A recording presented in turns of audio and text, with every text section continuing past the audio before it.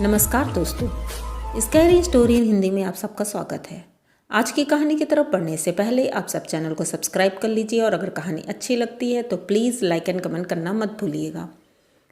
आज की कहानी सरोज जी ने इंस्टा पे हमारे साथ शेयर की है, तो वही कहानी मैं आप सबको सुनाऊंगी और जैसे उन्होंने सुनाया है बिल्कुल वैसे ही मैं आपको सुनाऊंगी। इसमें कुछ एक्स्ट्रा जोड़ने की ज़रूरत नहीं है। तो उन्होंने बताया कि ये कहानी आज से 2 साल पहले की है और उस समय उनके हस्बैंड की डेथ हुई थी और वो इतना परेशान थी कि गांव में रहती थी और उनके हस्बैंड के जाने के बाद उनकी घर की स्थिति बहुत ख़राब हो गई थी।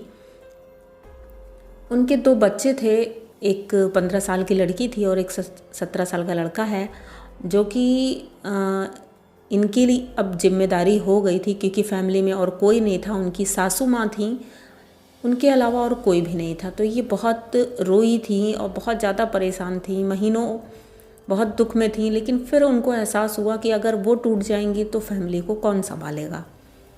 तो एक दिन उन्होंने जिस कंपनी में उनके हस्बैंड जॉब करते थे वो शहर में ही था और उनके गांव से काफ़ी दूर था। तो उन्होंने वहाँ अप्लाई किया क्योंकि ये भी पढ़ी लिखी थी। तो इन्होंने अप्लाई किया और इनका सिलेक्शन हो जाता है। वो भी इसलिए क्योंकि इनके हस्बैंड वहाँ जॉब करते थे, तो उन लोगों ने इनको सोचा कि पहले मौका देते हैं। तो इनकी जॉब लग जाती है और ठीक ठाक पेमेंट भी थी। तो ये जॉब करने लगती हैं, लेकिन बहुत मुश्किल हो रहा था क्योंकि घर से वहाँ जाना और आना, इधर सासू माँ को देखना, बच्चों को देखना, ये बहुत मुश्किल हो रहा था। तो इन्होंने सोचा कि क्यों ना शहर में ही एक कमरा ले लेते हैं किराए पर और वहीं पर सब लोग रहेंगे। तो ये कमरा ढूंढती हैं। जल्दी जल्दी में इनको वहीं जो कंपनी में जॉब करती थी वहीं के एक वर्कर ने इनको एक कमरे के बारे में बताया कि वहाँ पर कम रेट में और अच्छा रूम मिल जाएगा आपको। तो ये जाती हैं वहाँ पर, कुछ और जल्दी जल्दी में पता नहीं करती हैं और वहाँ पर रूम ले लेती हैं। रूम भी ठीक ठाक था और ये और इनकी सासू माँ और बच्चे सब लोग वहीं शिफ्ट हो जाते हैं बहुत जल्दी में ही। उसके 2-3 दिन बाद ये पता करती हैं अगर बच्चों के लिए कोई हॉस्टल मिल जाए तो ज़्यादा बेटर होगा, क्योंकि वहाँ रह के पढ़ाई करना तो बहुत मुश्किल था, एक ही रूम था। तो हॉस्टल भी मिल जाता है, बच्चों को हॉस्टल में सेटल कर देती हैं और ये और इनकी सासू माँ उस रूम में रहने लगते हैं। सब कुछ ठीक ठाक था, कोई प्रॉब्लम नहीं थी। अब वो जॉब पर जाती थी, ध्यान दे पाती थी अपनी सासू माँ का भी, बच्चों के लिए पैसे भी अच्छे से भेज देती थी। सब कुछ ठीक ठाक था, कोई प्रॉब्लम नहीं थी। लेकिन उनको ऑफिस से आने में वैसे तो 6-7 बजे छुट्टी हो जाती थी, लेकिन आने में कभी कभी लेट हो जाता था। तो उनकी सासू माँ अक्सर ये बोलती थी कि बेटा ध्यान दिया करो और समय पर आ जाया करो, क्योंकि ज़माना बहुत ख़राब है, समय ख़राब है, पता नहीं क्या कुछ हो जाए। तो वो बोलती थी कि माँ आप परेशान मत हो, मैं अपना ध्यान रखूँगी, आप भी अपना ध्यान रखो क्योंकि आप भी अकेली रहती हो घर पे। तो कुछ दिनों से उनके घर के पास कुछ अजीब सा हो रहा था। ये चीज़ें सरोज जी नहीं समझ पा रही थी क्योंकि उनका दिमाग तो बहुत सी चीज़ों में लगा हुआ था। लेकिन उनकी सासू माँ जो कि घर में अकेली रहती थी, उनको थोड़ा अजीब लगता था, जैसे कि घर में किसी के ना होने पर भी होने का एहसास होता था। कभी कभी अजीब सी स्मेल आती थी घर में, जो कि नहीं होनी चाहिए थी क्योंकि ये लोग वेजिटेरियन है और नॉनवेज की स्मेल आना ये थोड़ा अजीब था। तो इनकी माँ को थोड़ा अजीब लगता था। जब ये ऑफिस से आती थी तो वो डिस्कस भी करने की कोशिश करती थी, लेकिन सरोज जी ऑलरेडी इतना परेशान होती थी कि वो सोचती थी क्यों परेशान करूँ इनको। लेकिन एक दिन ऐसे ही सरोज जी ऑफिस से आने में लेट हो जाती हैं और उनकी दादी माँ दरवाजे के पास बैठी रहती हैं, बच्चों की देखती रहती हैं, इंतज़ार करती रहती हैं। तभी उनको दिखता है कि रोड पर एक औरत एक पेड़ के पास खड़ी हुई है और वो एकटक इन्हें देख रही है। तो इनकी निगाह जब उसके ऊपर पड़ती है तो देखती हैं कि वो उसकी सिर्फ आंखें चमक रही थी, बाकी पूरा शरीर एकदम काला दिख रहा था और कपड़े भी नहीं समझ में आ रहे थे क्या पहने हैं, बस आंखें उसकी बहुत तेज़ चमक रही थी और वो एकटक इन्हें देख रही थी।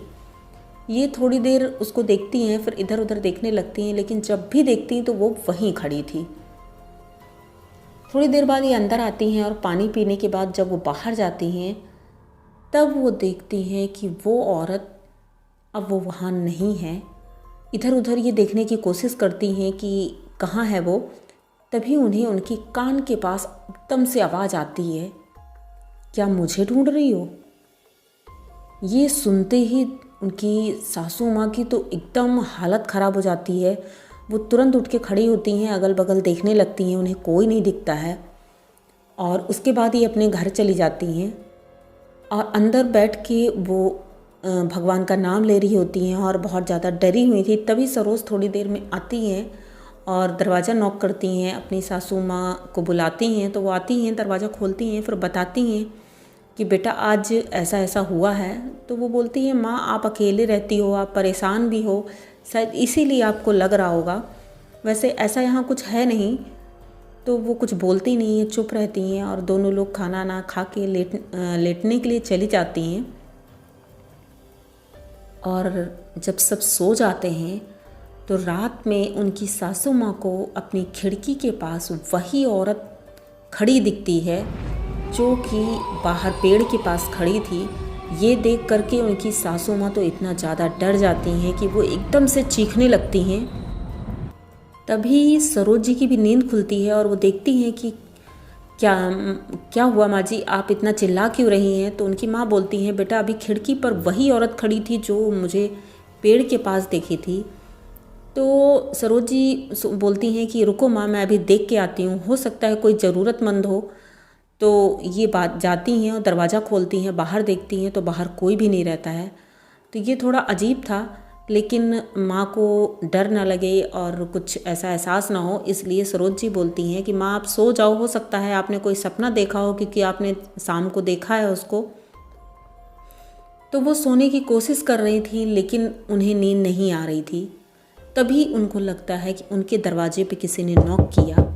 जैसे ही नॉक की आवाज़ आती है तो उनकी सरोज को तो कुछ नहीं सुनाई देता है, लेकिन उनकी माँ को सुनाई देता है और वो तुरंत उठ के दरवाज़ा खोलने के लिए जाती हैं।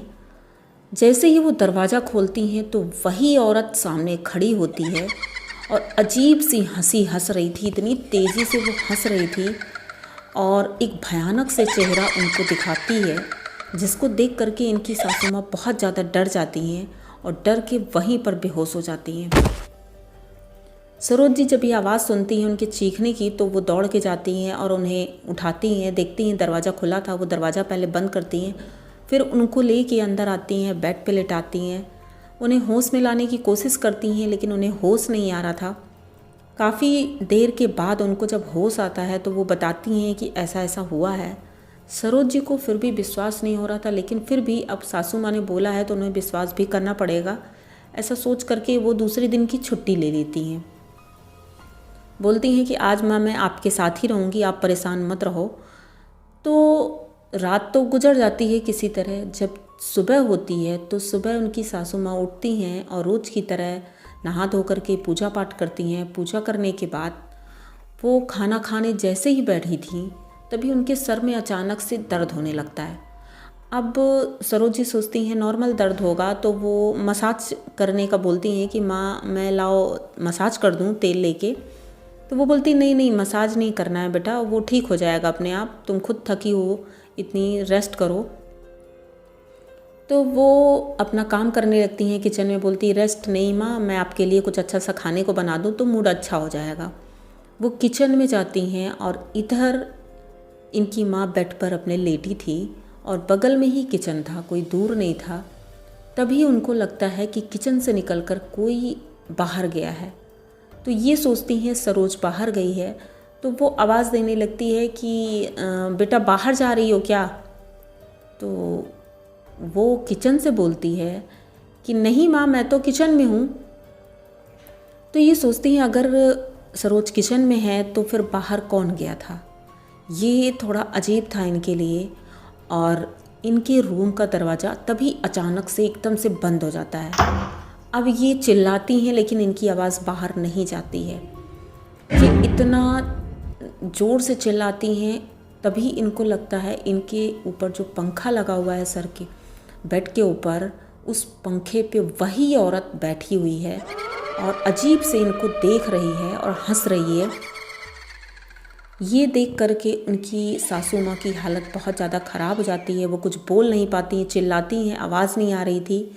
थोड़ी देर बाद जब सरोज जी आती हैं, दरवाज़ा खोलती हैं तो देखती हैं कि उनकी माँ बेहोश पड़ी हैं और बिस्तर अस्त व्यस्त था, सब चीज़ अस्त व्यस्त था। वो बहुत ज़्यादा परेशान हो जाती हैं। उन्हें लेके तुरंत हॉस्पिटल भागती हैं। हॉस्पिटल जाती हैं तो पता चलता है कि उनकी आवाज़ चली गई है, वो बोल नहीं सकती हैं। वो बहुत कोशिश करती हैं बोलने की, बहुत इलाज होता है, लेकिन वो बोल नहीं पाती बिल्कुल भी। हाँ, एक कागज़ में लिख के वो बताती हैं अपनी बहू को कि मैंने उसको घर में कई जगह देखा है, घर के बाहर भी देखा है, और हो न हो कुछ तो गड़बड़ है हमारे घर में। तो अगर तुम सबका अच्छा चाहती हो तो वो घर छोड़ दो, नहीं तो हम लोगों के साथ बहुत बुरा हो सकता है।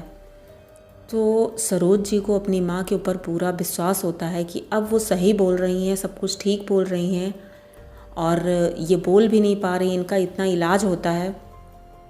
उसके बाद ये उस घर के आसपास जाती हैं, लोगों से पूछती हैं, तो लोग बताते हैं कि इस घर में जो पहले रहते थे लोग, उनमें से उनकी बहू ने सुसाइड किया था, जिसकी आत्मा यहाँ आसपास भटकती रहती है और लोगों को दिखती है और डराती है। वो किसी को इस घर में रहने नहीं देना चाहती वो।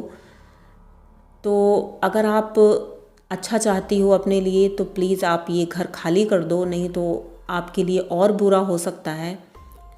ऐसा जब वो सुनती हैं तो वो तुरंत ही उस घर को खाली करने का सोचती हैं, लेकिन 1-2 दिन का टाइम चाहिए था।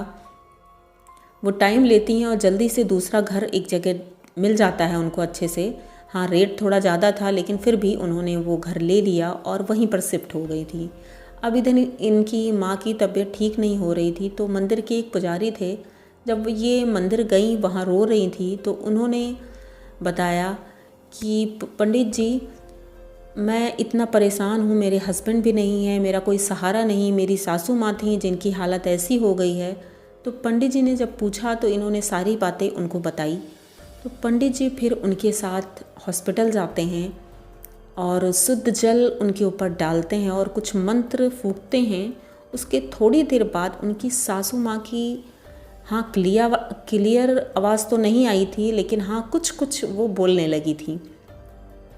और पंडित जी ने बताया कि ये उसी औरत का साया था जिसकी वजह से ये अभी तक ऐसी थी, और वो धीरे धीरे ठीक भी हो जाएंगी, आप परेशान मत हो। बस ये एक मंत्र है, वो अपनी सासू माँ को रोज़ बोलना कि ये बोलें थोड़ी देर, तो ये धीरे धीरे बिल्कुल ठीक हो जाएंगी। उनको ठीक होने में 2 साल पूरा लग गया। और आज जब उन्होंने शेयर की ये कहानी, तब उन्होंने बताया कि अब उनकी सासू माँ बिल्कुल ठीक हैं और 2 साल बाद फाइनली उनके घर में खुशियाँ आई। उनके बच्चे भी अब घर आ गए हैं और सासू माँ भी ठीक हैं, सब लोग अच्छे से हैं। लेकिन वो पल वो कभी भूल नहीं सकती हैं कि अकेली कितना परेशान हुई थी वो। तो अगर आपको ये सब कहानी अच्छी लग रही है, जो भी मैं सुना रही हूँ, इसमें मैंने एक्स्ट्रा कुछ भी नहीं जोड़ा है, जो उन्होंने बताया है मैंने वही सुनाया है। तो अगर आप सबको पसंद आ रही है तो प्लीज़ चैनल को सब्सक्राइब करिए, लाइक कमेंट करिए, और हो सके तो ज़्यादा से ज़्यादा शेयर करिए। मिलते हैं अगली कहानी में। Thank you.